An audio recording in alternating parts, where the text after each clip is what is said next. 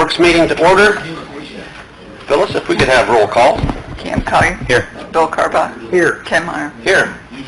You emailed a copy of the minutes from the May 2nd meeting. Do you have a chance to review those? Make a motion to approve the meeting, or the minutes as email. Second. A motion and a second to approve the minutes from May 2nd. All in favor? Aye. Opposed, the same. Thank you. I'm going to move this to number 1. Public safety budget. The Lowett public safety budget. Les isn't here to defend himself yet, so, and I don't think he's coming. I think Hitchcock's coming. But last year, remember, Cam, I think it was your suggestion, we kept some money back in reserves.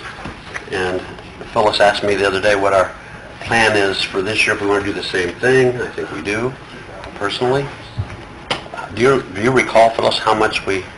100 or 150, wasn't it? Yeah. I think we... Probably like a year ago. I think we'll have 85,000 in there at the end. We did last year, had 85,000. What's the full distribution amount of the public safety Lowett? 404,000. 404?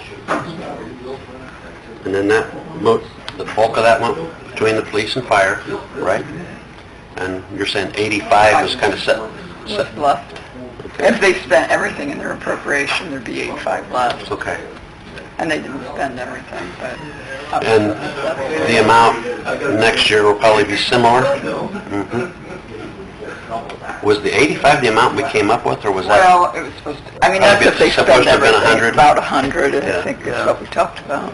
Yeah, I would... Because the idea was to build up like $500,000. Mm-hmm.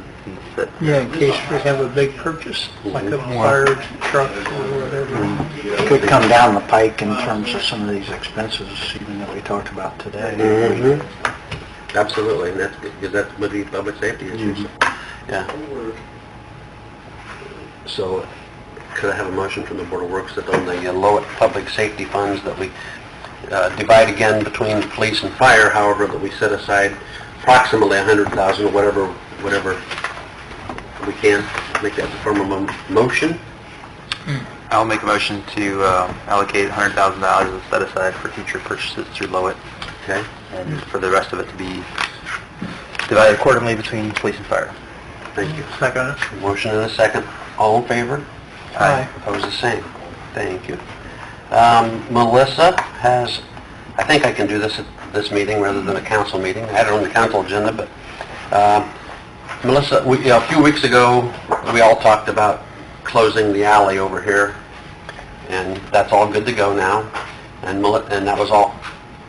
We talked about Melissa applying for a grant, as long as we could work out the logistics with Sherwin-Williams and everything, and we did. And she applied for that grant, and she received that grant.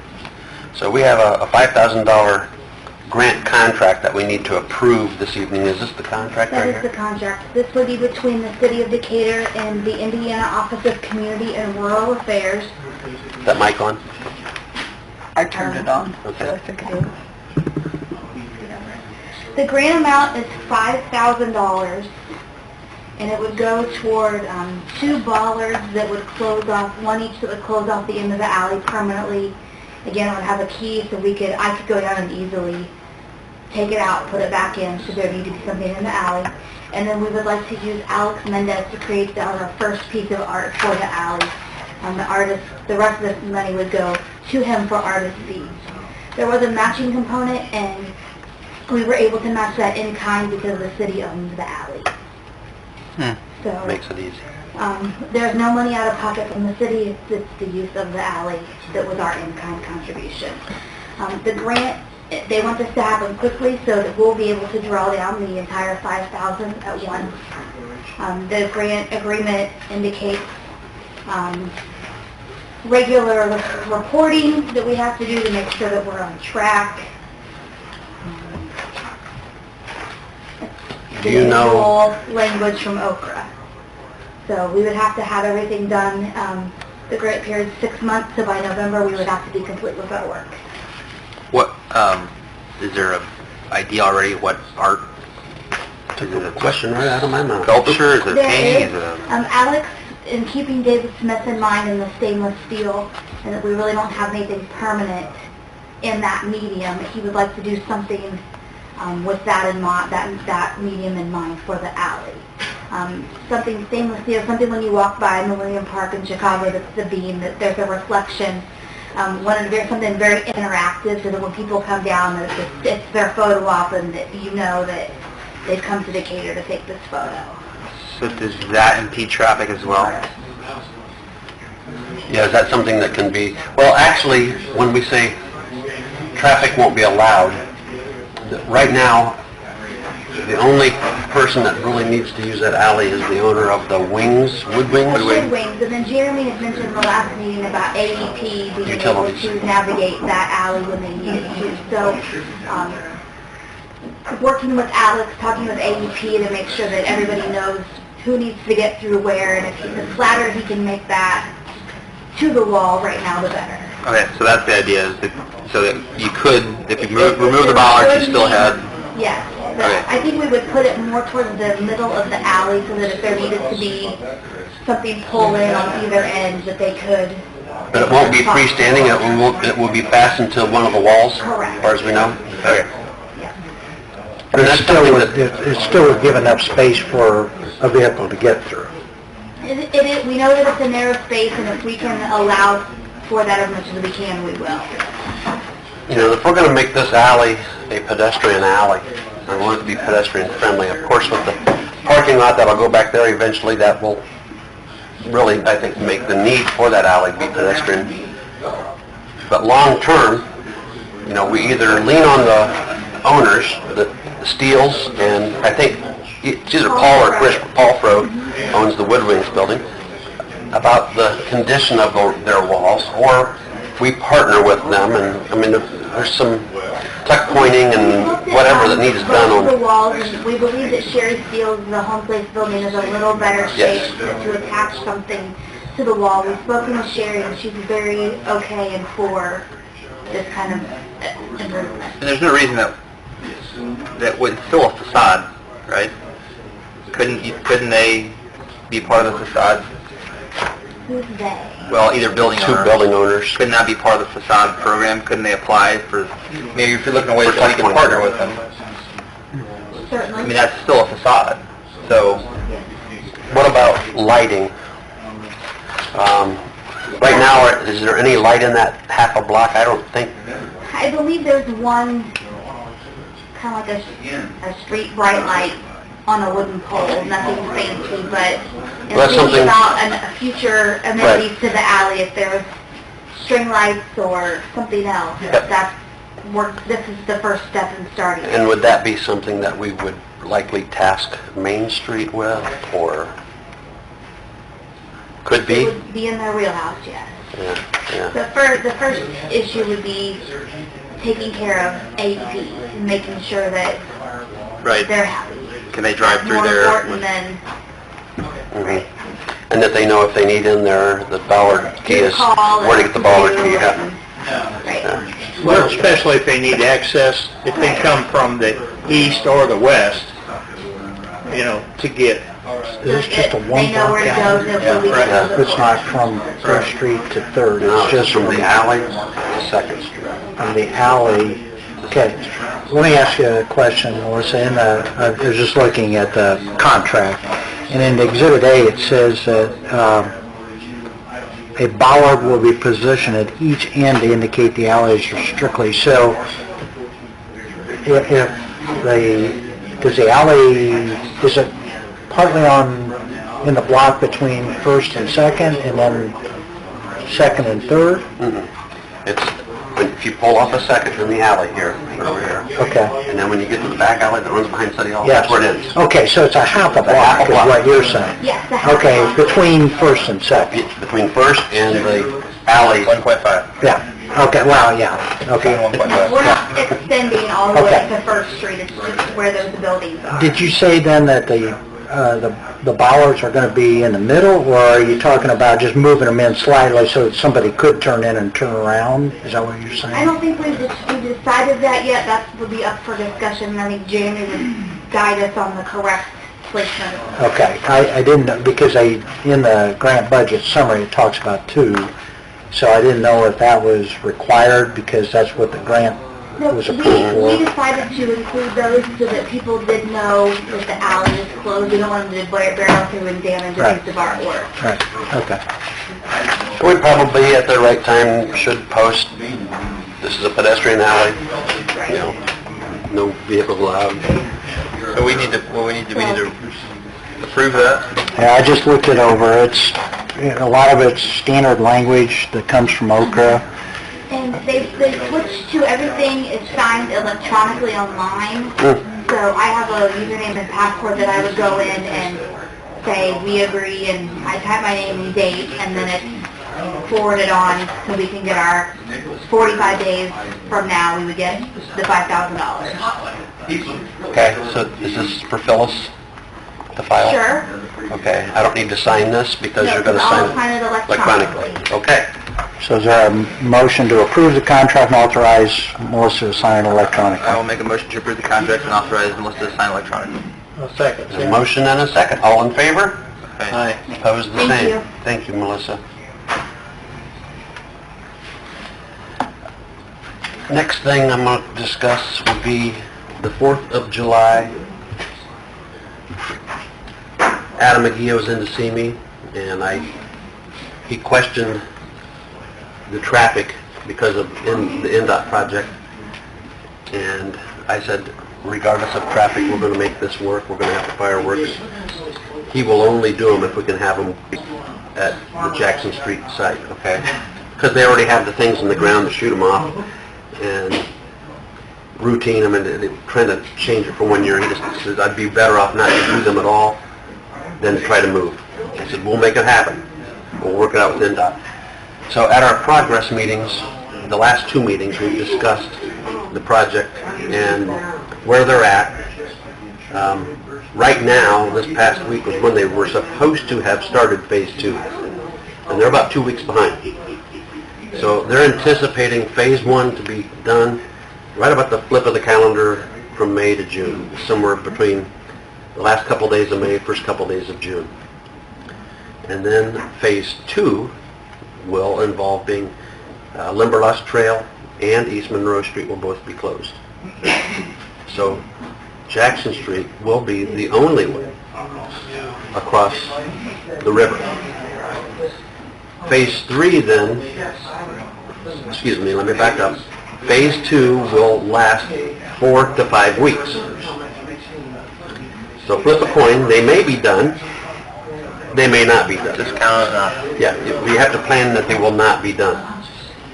And I just want to mention too, don't forget, when you mentioned East Monroe Street, that from August, east on East Monroe Street will be open. right, The back side. correct, yeah. So people from Anthony Wayne, Lake Shore, whatever, can come in East Monroe Street still, turn right on August Street, and cross Jackson. They Yes. just can't get around Yep. town. Stay up here if you want, because you were in the meeting when we were discussing this. So, we don't, Phase 3, East Monroe Street and Stratton opens back up, but Jackson Street's closed. Now, in all honesty, that would be the perfect scenario for the fireworks, because we close Jackson Street, and then we would have means, Monroe could stay open and wouldn't be any problems, but we want to plan for the worst, and that would be where Jackson Street is our open street. Adam has always closed Jackson Street at 4 o'clock on the day of the fireworks, and it remains closed until 11 o'clock. So there's a 7-hour time span in Decatur on the 4th of July that east to west traffic is going to be completely shut off. The only way in would be Pickle Road north or going south to Pleasant Mills and that, you know what I'm saying?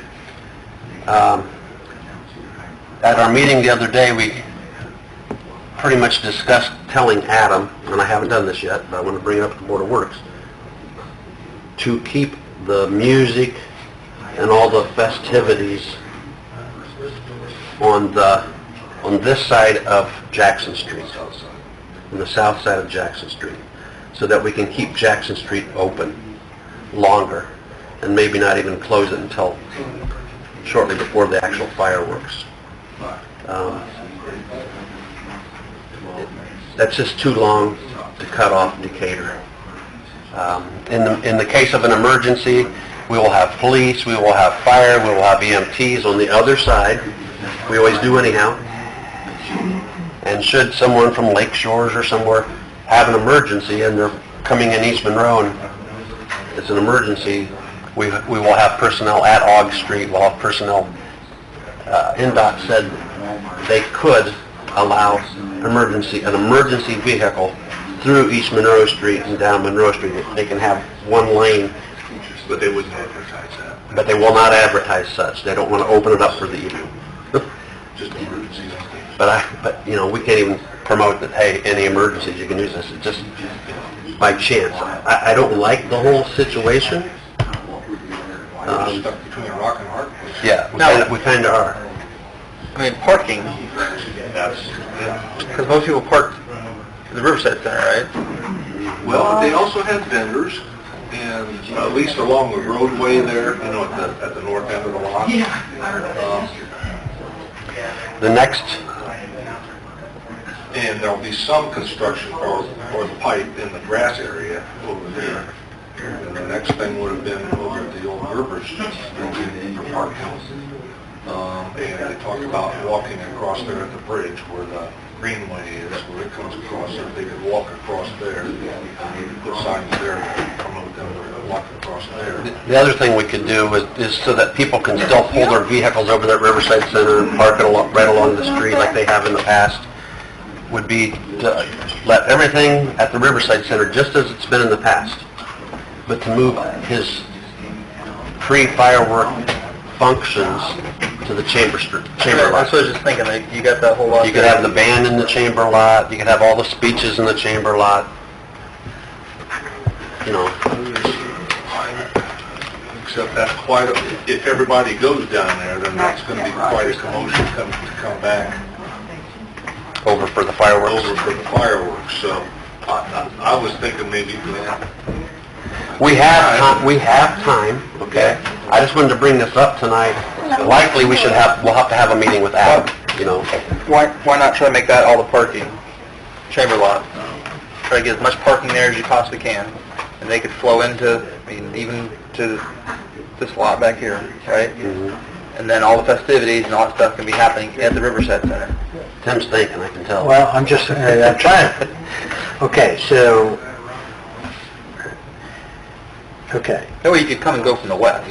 Well, yeah, Not interact, not issue. can you route traffic over the Monmouth Bridge and then you use Pickway and Monmouth Right. as the way to traverse from east to west? Yeah, we'll have to, if that's what we're going to do. will be a problem. Well, I mean, all I'm talking about is for 3 or 4 hours. Oh, I get that too. I'm not worried about the trucks. The trucks are supposed to be coming this way anyhow right now, so they can go in the detour. Yeah, they should have made it to Jackson Street to begin with. Yeah. But better make sure that's okay with the county. What? On Pickway? On Pickway. Oh, but there's no reason that trucks should be on Pickway.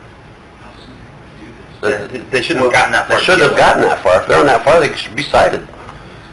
Just like if they're on Jackson Street, they're supposed to be cited if they get caught. There's no reason for them to be on Pickway Road. Any trucker coming in on 224 on either direction should take the detour. Are we still going to be doing the local truck traffic or rev and all that kind of stuff? On the 4th of July, Yeah, they won't be having all trucks day- on the 4th of July. No, Yeah. This is just that. We're just looking at that one. Right, That one day. it's just for that one day for 3 or 4 hours, probably. I think if you can utilize the chamber lot, the parking, that frees up space at the Riverside Center to do all those festivities on the south side of Jackson. Right? Yeah. I think what we'll do here, if it's okay with the board, is I'll schedule a meeting with Greg, Les, and Adam. Do you need to sit on that? I mean, I don't care, I'm not asking, not requiring it or anything. I think between the 4 of us, we can come up with a plan and then we'll have Adam come and make a presentation like he always does. Would the school be amenable to bringing people through their parking lot and coming out over by the marathon station? So that you could bring people from that side of town, then they could go out, pick way and come back in. Yeah, that's an open street, so I don't think that's not a problem. Right.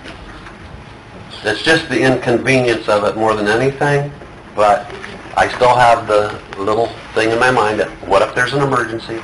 And, 3 minutes can make a big difference in an emergency just because of the situation, so. And mine is, it only takes a couple small incidents to really screw up the whole works. Well, but there again, in past, in times of flooding, didn't we position emergency Yeah, and we will. vehicles? Maybe we just do that for that, We will. that Yeah. particular Yeah. night. Yeah. So, And I can bring in additional people. all right, that's when bring that up tonight, nothing that we need to decide, that's when the mention it to you, so I can meet with Adam and you and Les, and we'll work out a plan. Okay. All right. I got one thing.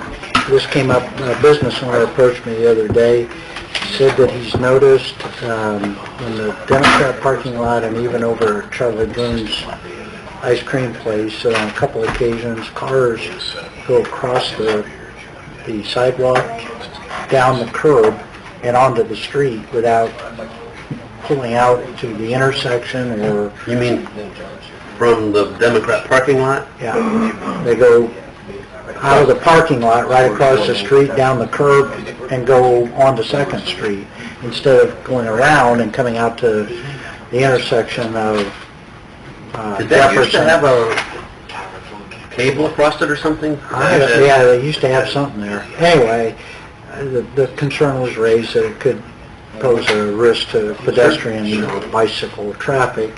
It's kind of what Al brought up years ago about down at the West End where Yeah. people are pulling out, Still do. yeah, well, probably so. But it's, just, I told him I'd bring it up at the Board of Works meeting, so maybe... Who parks at the Democrat lot? The Democrat only? Yeah. Just them? And it's, So, I don't know what...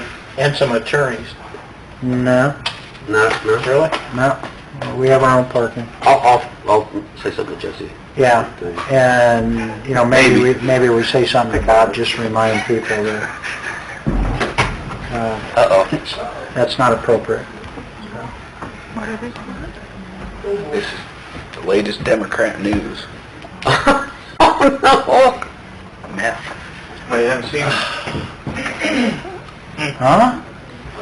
Publisher of the Democrat arrested for meth, Hello. possession, paraphernalia, and maintaining a common nuisance, but not here. no. In Newcastle. Henry County Jail. Oh, for crying out He won't be there long. If he is at all. So you can contact somebody else. Pardon? Contact. Yeah, I'll contact somebody else. Okay. No, I could get back with you. Thank you. Okay.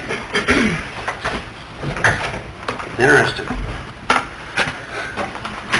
My reaction, Kim. That's in our paper. That's in our paper? Well, their online version. All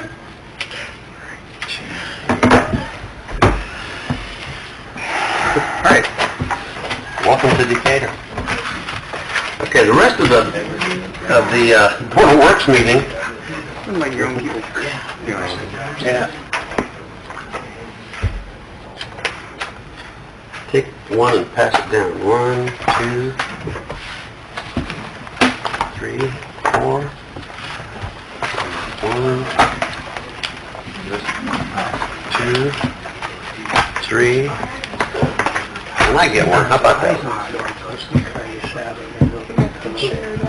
Yeah, 13th Street. Yeah, I noticed that today. I guess you just have to go in and say, hey, you need the mercy. I'll do that tomorrow. Billy? You want to speak on the code enforcement, sir? I guess I would like just some direction. First of all, I was told, and I am aware of this, that these conditions have been going on for 20, 25 years, Some of them. some of them. And in our ordinance, it says if such condition is, what's that word? Suffered to continue, endanger the public life, limb, or property of, and health, welfare, or safety, or materially interferes with the peaceful enjoyment by owners or occupants of adjacent property. There's the key part, that last part. Peaceful enjoyment by owners or occupants of adjacent property. Kurt, I want you to pay special attention to this part of the meeting.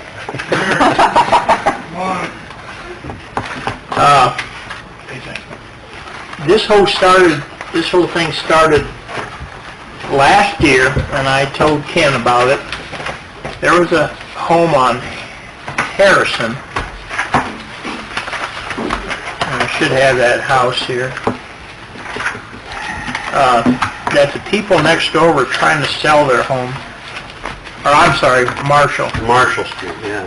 And the people next door were trying to sell their home and got a hold of me and said, we cannot sell our house with the house next door in that condition. Is there anything the city can do for us? Because, Blue tarp roof. yeah, we're at wit's end because they're getting no request for their home. So I started looking into things, and that's when I looked at this sentence that I highlighted. To me, this home with the blue tarp and the condition that it's in, to me, interferes with the enjoyment by the owners of occupants of adjacent property. And I know this is a slippery slope to get into, but I don't feel it's fair to the neighbors and to the neighborhood to allow properties like this in this condition to continue. And I kind of want to know what the council thinks, and what direction do you think we should go or could go with this. And of course we need especially Tim's input, because I think that 2 or 3 years ago I said something to him and he said, this is awful difficult to enforce. And at that time, I think we were just talking about the color of paint of a home.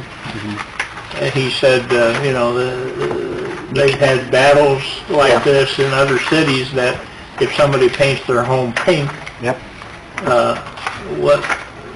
it interferes with the enjoyment of the neighborhood, what do you do? So I guess I'm asking, do we do anything as a city? Or do we just kind of, as we've done the last 20 years, do we just kind of... These people? Pardon? Did you go and talk to these people on the ground on that house? This home on Marshall Street, we tore their garage down 2 years ago. The garage was actually falling down, and Jeremy got with me, and we actually worked the deal out with them that we took their garage down. And that was kind of odd, because the lady behind this garage called me up and thanked me, because she said I looked out the window, in my kitchen window, and saw this garage for so many years, and she said it's nice to look out and not see that garage anymore. But no, this lady that owns this home, her and her husband went through a divorce. They're having tons of trouble. Truthfully, I don't think she can afford the house due to separation. So, and I think that's what we're going to run into. And it's like Roger said, some of these people that live in these homes cannot afford to fix them up. So at that point, what do you do? Well, but at some point, I don't want to waste your time. You're going around citing these people. I've not cited anybody on this type We're not of... going to do anything about it. It's so the house at the corner of 12th and Harrison Exactly. that has not had siding for 20 years. Are we going to make them put siding on it, or tear it down, or sell it, or something? Are you talking 12th and Dayton? Dayton, sorry. Yeah. We're on my streets, but I mean, it's a garage that's never had siding. It's been plywood. I mean, up to this point, we've cited for yards, Exactly. cited for trash, Right. rubbish, Yeah, we got that all taken care of, yeah. cited for garages. That was more of a safety issue, Yeah, right? yep, So now this is the actual structures themselves. exactly. And I'm pulling this lot up on my GIS, and it looks to me that that is now part of City Mortgage, Inc.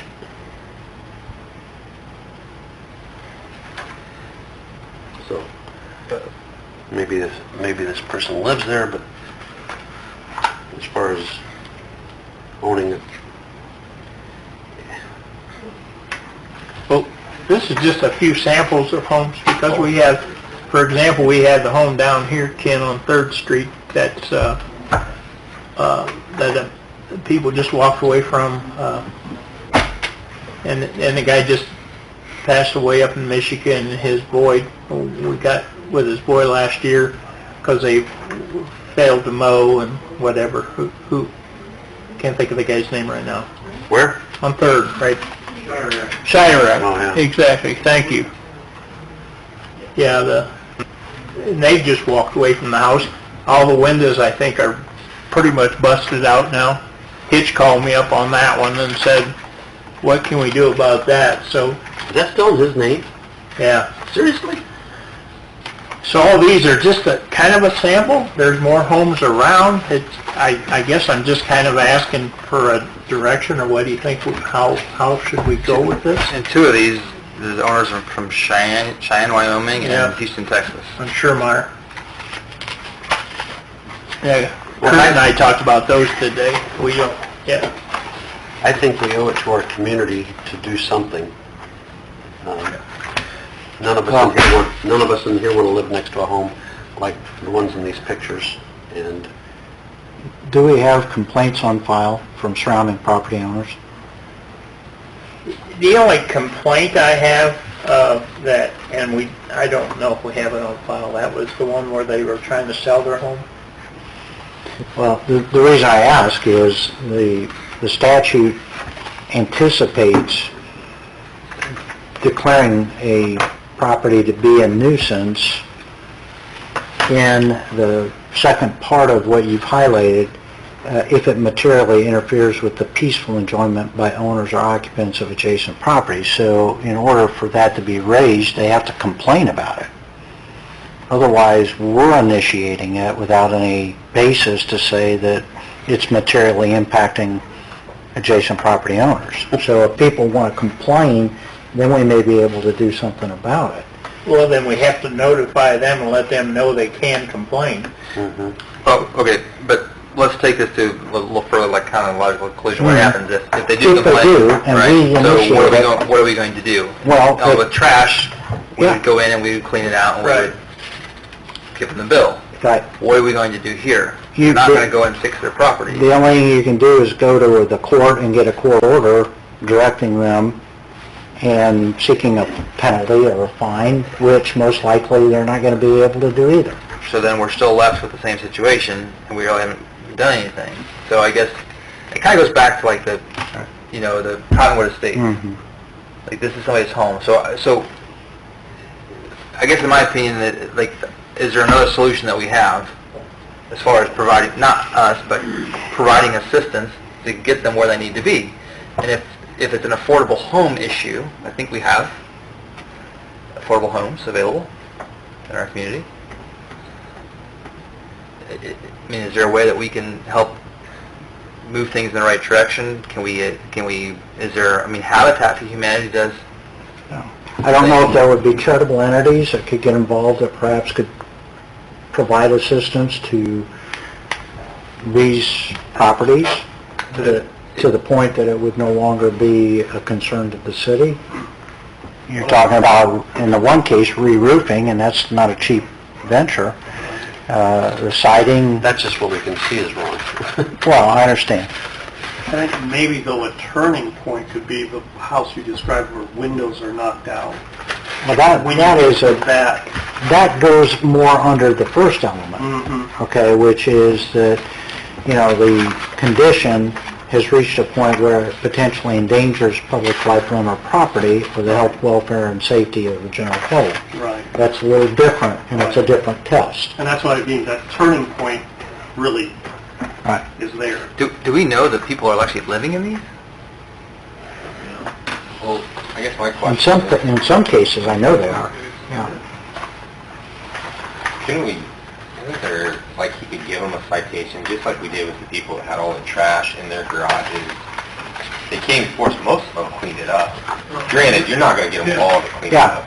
There's that unsafe building law and the state statute, and that's a cumbersome thing. It is. You well know. Right. Yeah, I mean, there is a state procedure, but it takes time, you're going to end up with money tied up in it. I guess all I'm saying is that if we're going to go down this path, then we need to connect them with resources to fix this problem, or we're not going to go anywhere, and we're going to be stuck with the, now what? So, I'm not saying we shouldn't do anything. I think it needs to be addressed, but... I do too. Okay, let's say I'm in that, let's put ourselves in this person who lives in this house right now, and let's just figure out how we'd like to be handled, okay? I mean, first of all, you're probably embarrassed if this is a situation that you're living in. I'm just putting myself in their shoes. So I don't really want to be embarrassed. I don't want to get in a war with my neighbors. So legally, we've kind of got to say, okay, and actually for the city not to become liable in this situation, we've got to have a neighbor complaint. Now, I don't really think how do we go about getting that complaint process started? We have to communicate it to the public that if you feel this is an issue, then I think the next step would be that we ask them to lodge a complaint on a certain level, a website or whatever it be, a letter, whatever. And then we go communicate with these people, knock on the door and find out what their plan is to do with this, because we're receiving complaints from the neighbors. Now, what's your plan? What's your plan to get this thing back into shape, and what's your timeline? And then I think that we take steps from that point. Because this is the way I would want to be treated. If there was absolutely no way for me to get out of this mess, then I'd want it out. Right, and that's exactly what we It's a did. human way to treat somebody. Yeah, that's how we handled the situation on 2nd and Jackson. But if we don't initiate some type of action and start getting a plan, we're going to be still seeing these blighted houses and a lot more of them in the next 15 to 20 years. This is he could have a stack of 50 here. Right. Right. Some of these people aren't embarrassed. And if that's the case, 12th then and Dayton is we not embarrassed. put a little bit more teeth into it, in my opinion. But you're like you're saying, when we come to that, you got to have their solutions available to them, resources available. Right. Like they probably don't have a plan, right?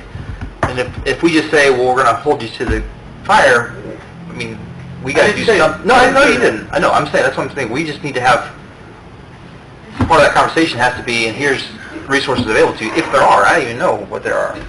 Yeah. Uh-oh.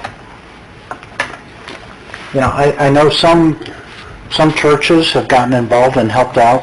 I don't know if Habitat for Humanity could help in some way.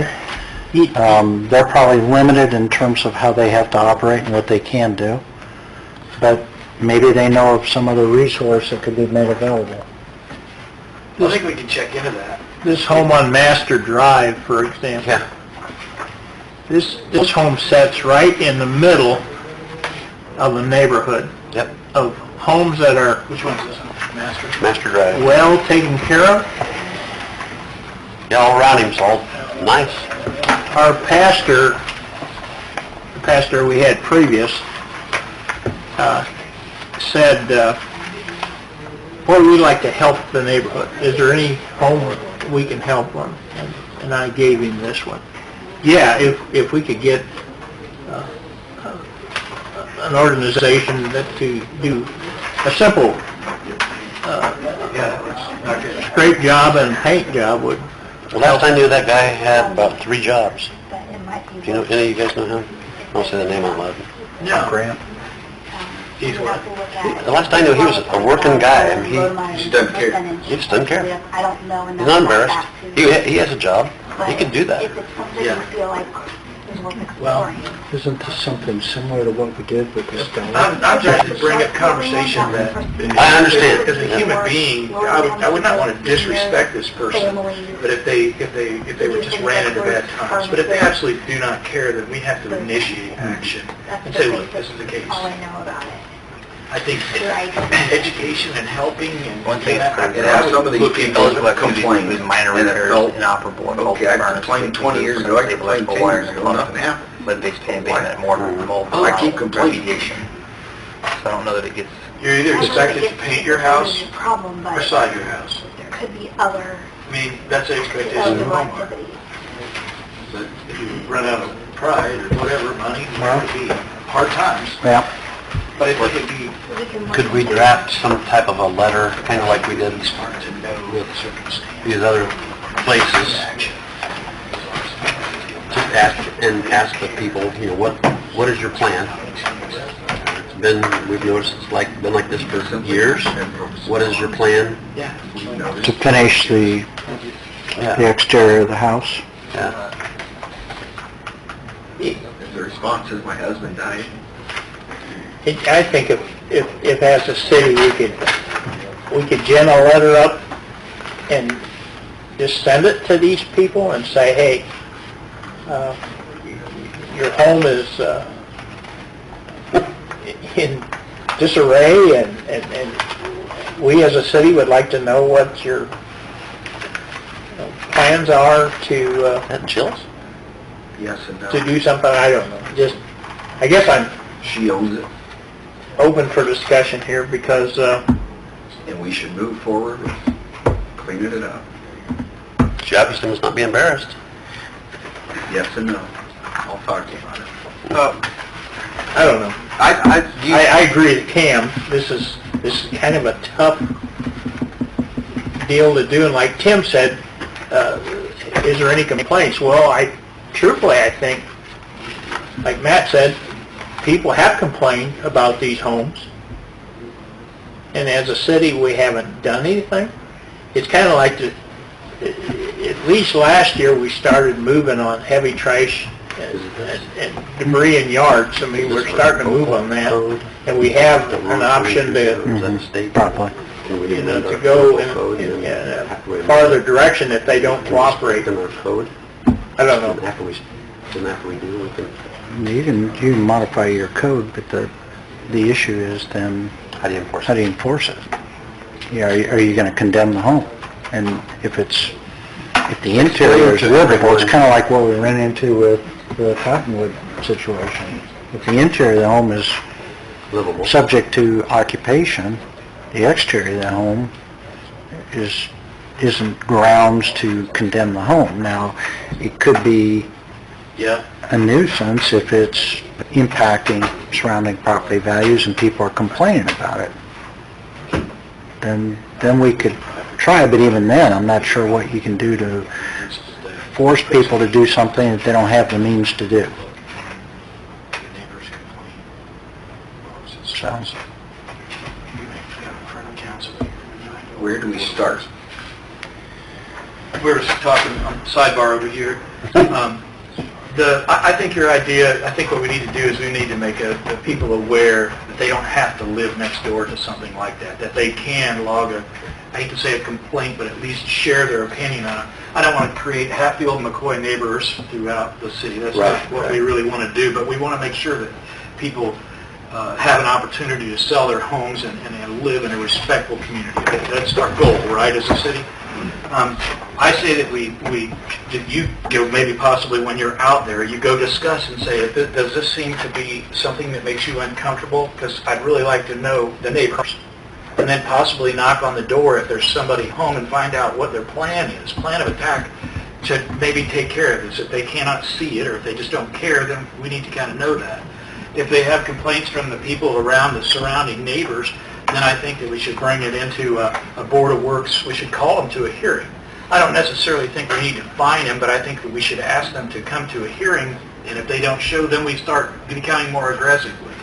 Well, what's a good time for me to insert this next name then? Mark Gamble? Because he's come before the zoning board, and he's not cleaned up one bit. If anything, he's worse now than he was before, because he owns more property, has more places to store more vehicles, and more dilapidated property. Well, I'm on a mission there. I went down and took pictures of that property and dated them. And I talked to Mr. Gamble, the dad, and told him that, you know, if he needs to tell Mark to clean things up, and if he doesn't, I know, we're only forced to bring him back to the Board of Zoning Appeals again. And it could possibly mean that we could take his business license away. Tim, is that right? Well, I think, didn't we make it conditional upon him complying with certain Exactly. conditions? Some of those cars haven't been moved for quite some time. They don't have plates on Well, them. they moved two today, so. Did he? And then the other one that I just recently had a complaint on, Greg and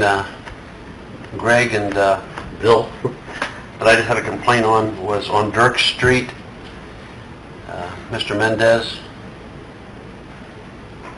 Oh, well. Nutty. No, we can't say, oh, well, when the neighbors are calling me. I know. I can't say, oh, well. I know. What do we do? The neighbor says the police are afraid of him. Yeah, that was the word she used. You're afraid to make him move his vehicles, and afraid to make him clean up his and he said the police in the city, you're all afraid of him.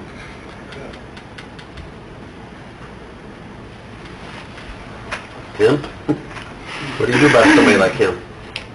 Well, I mean, if he's, what is the situation? I'm not familiar with what you're talking about, but see, vehicles parked all over in his yard or whatever? It's a pretty narrow street, and he has cars parked everywhere. And he has a lot of trinkets, a lot of trash in the backyard, just... You call it lots of trash and debris all over his property. He likes it like that. He likes it like that, and you can tell him to clean it up, and he'll just laugh at you, probably. I would imagine. Bill, have you ever confronted him? He threatened me. Yep. He said I was interfering with his constitutional rights. He had two cars in the back, and his garage was absolutely loaded with junk. In fact, I took my wife down there thinking maybe she could help me. But I took pictures of the cars, and I took pictures of his yard, and he found out I sent him a letter, and he found out I was on his yard, and he told me that I did not belong in his yard and whatever. I mean, it's a battle. He's improved, and I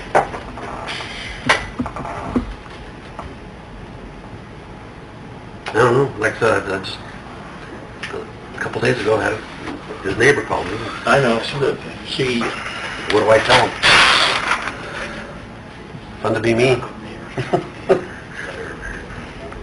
I mean, I'll put it this way, Ken.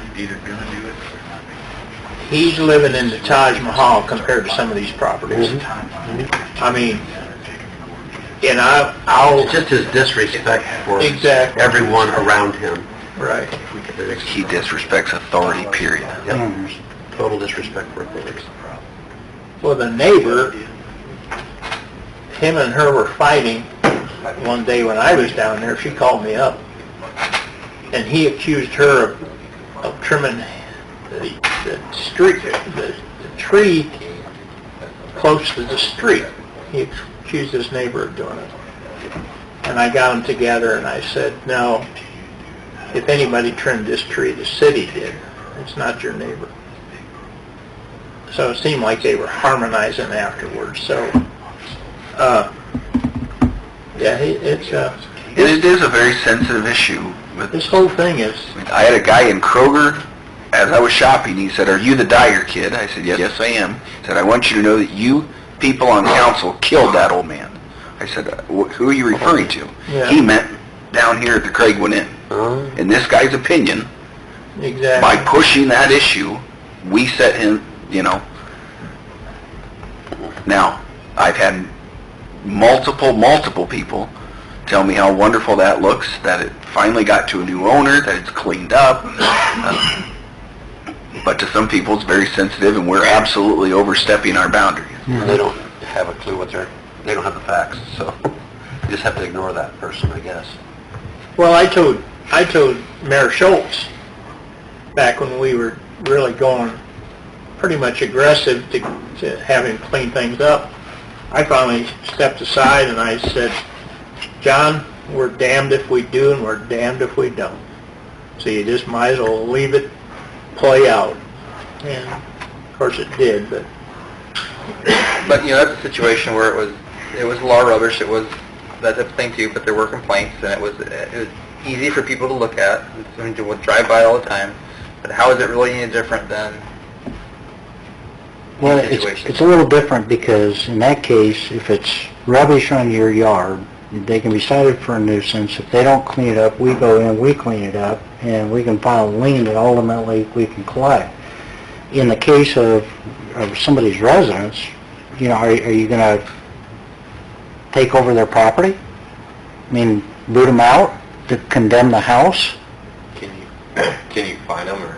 You can fine them, but if they don't have any means to pay it, I can get a judgment for $1 million. Like Craig was saying, you've got two different You got two versions angles. of this. You got the angle where the people can't afford to fix up the house. And which those that don't- maybe you could get that them help. won't. Then you got the ones that don't want to fix up Right, the I house. understand that. And I guess you got two different sides of it.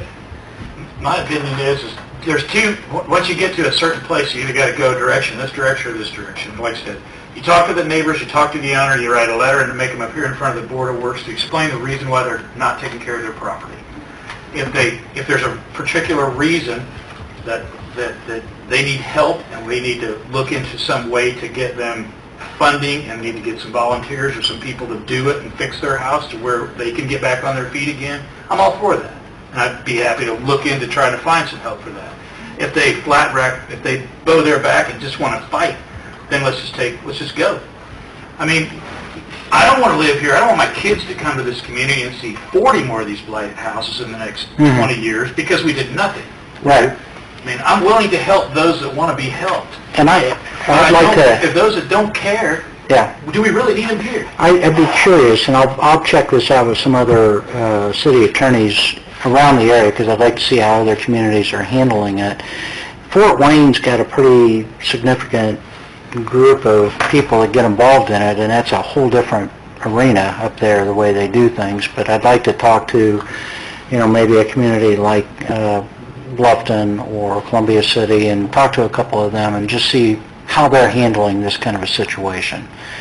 And, if maybe they have resources that they can put these people in touch with that can be of help. If there are, then that goes back to what you're talking about, is we notice them up, we maybe do what you're talking about, Craig, have them, send them a letter. If they can't respond, then have them come in, and we'll talk to them. And if they do need help, then maybe there's resources that we can match them up with. I agree. I mean, I don't mind trying to help somebody if they actually want to be helped. If they just don't care, then we got to go the other direction. If they just don't care, then they're really not promoting our community. I agree. so what's your thoughts on that, Tim? I mean, Let me look into it a little bit and see if there are other, That too, Tim, yeah. contacting other communities. Why do you say that it has to be complaint driven?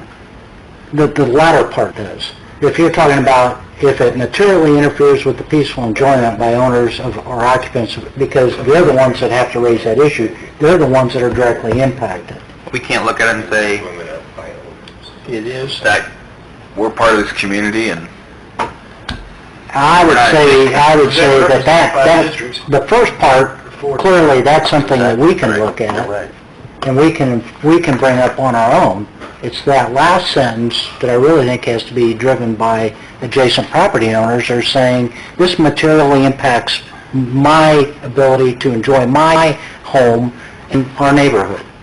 If we get that kind of a complaint, then I think we're on pretty solid ground to cite them as a nuisance based on that language. But if you're talking about the endangerment of public life or limb, or the exterior constitutes a fire hazard, or it's due to a lack of repair or adequate maintenance, we can bring that up ourselves. The other part too, I'm just talking out loud, would be if they don't have a liability insurance on that home at all, doesn't that create a problem if there's children in the neighborhood that are around that type of a home? I mean, the angle I'm even going at down this alley is if they don't have pride in the house, do you think they really have insurance in case a kid would get hurt by a roof falling on them, or a porch falling on them, or a garage falling on them? Well, whose liability is that? And then how do we approach that as a city? That's their liability, it's not ours. I'm saying, Right. Don't you think that would be fact-finding when we bring them into the Board of Works meeting? Hey, what insurance coverage do you have on this home in case, for this liability? If Roger or Kurt or whoever is going out and they look at a home and they find something that is such a defect that it poses a public health risk or a risk that somebody could get injured, but you're talking about being on private property. So the general public doesn't have the ability to just walk up onto their porch, and if it falls and they get hurt, unless they've been invited onto that property, they're trespassing. They don't have a right just to go up on somebody's house. And there's no law that requires liability home insurance, correct? Well, banks are going to require it. Well, but, Right. yeah, but I Most mean, of these if there's homes no aren't mortgage. Yeah, if there's no mortgage. If there's no mortgage, there's Then not it's going to be... entirely up to those individuals whether they want to insure against the risk and whether they have the means to pay for the insurance. Right, right. Yeah. Well, maybe our best move as a city, I think the public need to know that we're concerned about the homes in the neighborhood. Maybe instead of concentrating on these people that just don't care about their property and don't take care of their property, maybe I need to concentrate on the homes that are abandoned and the windows are all busted out of them. Those are going to be you're going to be on a much stronger basis of arguing that they're a nuisance because they endanger the public life, limb, property, health, welfare. If they're a place where vermin can populate and then create a health hazard to the surrounding property. We've got a number of those. The guy who has had no siding on his house for 20 years, that's not a problem. Have we gotten complaints from surrounding property owners? That's what I'm Well, I asking. think Everybody in town sees Craig that. has already outlined, I think, the direction at least to investigate. And I want to find out, what other communities are doing. Right. We're not alone in this, I guarantee you. Make it aware that people can make a complaint about About houses the that they problem. think are in bad shape, and you'll get the complaints. City website, complaints of neighbors. Put it Well, I on. know what that. Yeah, but I think Craig is correct. You're going to get some that it's just somebody doesn't like their neighbor, so they'll complain about something. But I think Bill also has a good point where he can aggressively start with those homes that are abandoned and... Abandoned homes, if they're broken out, that's a little different. Yeah, right. It becomes an attractive nuisance to kids getting in there. They won't see anything. Or you get undesirable animals or things like that, that can create an issue. Is that what you do, Bill? Walk around the neighbors, bang on doors, see if they're happy with it? If they're not, maybe they might want to send a letter in to City Hall. Well, Attention, Bill Carbo. I try to let the neighbors know that they don't need, I can find complaints on this whole house at 12th and Decatur. I don't want the person I'm talking to know he's the one that complained, because then you got the neighborhood squabble, okay? So anytime I go talk to people, I point out that this is a complaint, and I have the complaint form, but this person refused to give their name, they want to stay anonymous. And usually I get, well, I know who it is, it's my neighbor behind. We don't go to church on Sunday, or something to that effect, you know. So, I can find complaints on all these homes, Tim. Okay. I can do it. I mean, if that's the way we want to pursue it. I think that's how you operate or pursue a nuisance finding based on that latter language. Okay, I'll go that route. And then I guess we'll concentrate on homes like Hitch pointed out. There's homes that are just abandoned, that people left them. They're bank owned. We got one, Jeremy went out and tried to straighten the garage door out. It's caved in and critters are getting in. Now the windows are all broken out on it. You know, East Ridge? Yeah, Well, exactly. on something like that, we can notify the bank, and if they don't take action, then we're going to go in and we'll do it and we'll charge them. Okay, So, I mean, it's no different than what we've done on some of the other properties. okay. That's a little different. Where it's a property that's occupied, it's a little different. Oh, we had a situation out on the golf course that we had some black people came down the street and actually used the garage as they occupied it for a while. Kicked in a door, lived in Yep. squatters. Yep. Wow, which street? So that sounds like a pretty good plan then. Tiger Trail? Yeah. We'll initiate action, get action from them, we bring it back, you're gonna study up on the, on the law part of it. If we find out that we can do research on the title of the property, and find out if it's a financial institution that owns it, we can make some calls to the thing for this, the city of Decatur, and say, look, we got a problem. You either clean it up or we will, and we'll send you a bill. Because financial institutions are more likely to react. Yeah, I'll go that route. And I don't want to let this die, but we'll see where we come up here. Well, are we out of line and to the public saying, you know, we've gone after cars, we've gone after rubbish, now we're seriously looking at some of these dilapidated, Blighted homes. blighted I don't homes? think we can do that until we know what our course of action is. So we get people in here before the Board of Works, and we find out that they're not, okay, there's the camp of, yeah, I really like to do something, give me help. Yeah. But then there's the camp over here that says, I don't care, now what? Well, then I think that then we carve out the course of action that we can legally, and me personally, if there is a situation, my own feelings, and not speaking for all, but if there's any way we could help these people and get a group of volunteer people, I think people are pretty kind-hearted around here. I guess I would... Explain, Tim, if you could, you know, if it gets to that point of condemnation. I was on council years ago when we condemned a house down on, what was that, Vine Street or somewhere, Barb, you weren't then? And that's the last one I can remember that we condemned. That's been a long time ago. What is the process? What's the... You go through the notice procedure. If they fail or refuse to take action, then you go to court, you get a condemnation order, you tear it down. The cost of tearing it down is a judgment, and you know, you can sell the property, probably the vacant lot, and you'll get part of your money back, but you'll end up taking a loss. I think that's what happened in the case, because if I remember right, that had been initiated by Dwayne just as I came in. They have the opportunity to pay for the demolition and recoup the property, but if they don't, then we gotta wait so many months, and then we get a chance to put it up for sale, whatever it sells for, that's what we get. That's what we get. And I think we got maybe half of what we put into it and taking the building down. I mean, Melissa was looking at, there are grants available through ICAA for assistance with renovating homes, but it's not to the extent that these are. But you know, Fort Wayne it was $7 million through ICAA to tear down blighted homes. I'd be curious, were those could have all I'm been guessing those abandoned? were, but that they were Could be that they were. That they were what? abandoned. There's a lot of them that took down. Biggs picked up how many? 30? Something like that. He's gonna You don't think turn they're around, rebuild, I blighted? think. Yeah. Abandoned? Oh, yeah, he's picking up just the lots, yeah. They're not abandoned, you think?